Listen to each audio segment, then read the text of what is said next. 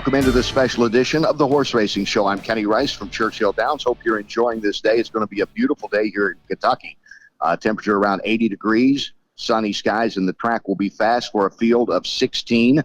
No news is always good news on Derby morning, and it appears everyone is ready to go. The 16 horses are expected to enter the starting gate this evening, which you can see, of course, on NBC. As far as Tiz the Law, well, this extraordinary horse has just done everything ordinarily. He's been on schedule all year long to be here in Kentucky, be it May or be it September. He's here now.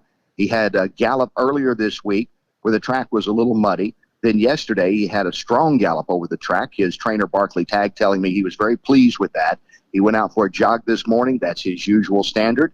And he is ready to go and is the odds-on favorite, one of the biggest favorites in about 20 years for the Kentucky Derby. As far as everyone else, Honor AP, Authentic, the next two betting choices, they both look good.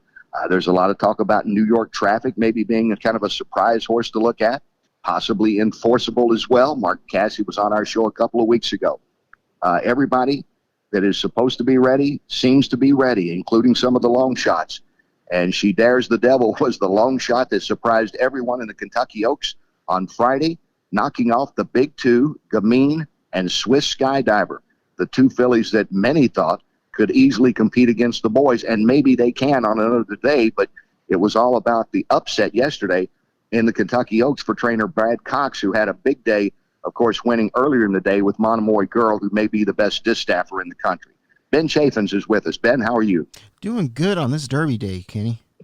Are you all Derby excited? Oh, yeah. Yeah, just can't get enough of this Derby right now. It's finally here. Yeah, it doesn't seem like it's been a 4-month wait, does it? It's gone fast in many ways. In other ways, it's crawled by.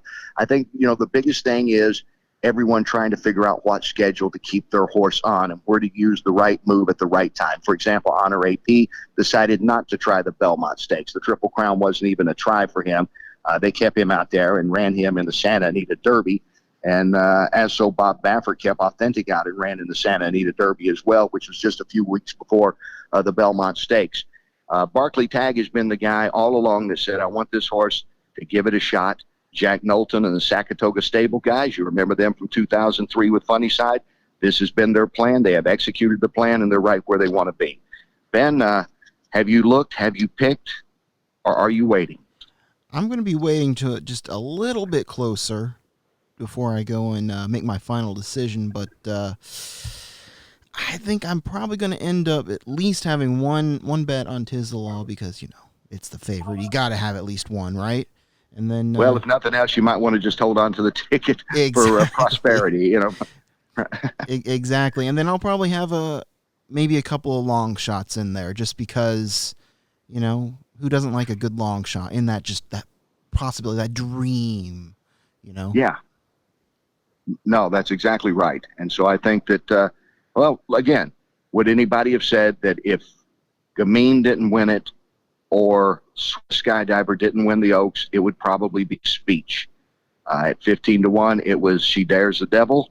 Big win for Brad Cox yesterday. Will we have a long shot today? Well, remember, some of the longest shots in Derby history have happened since 2005, including the second biggest long shot last year, 65-1 Country House.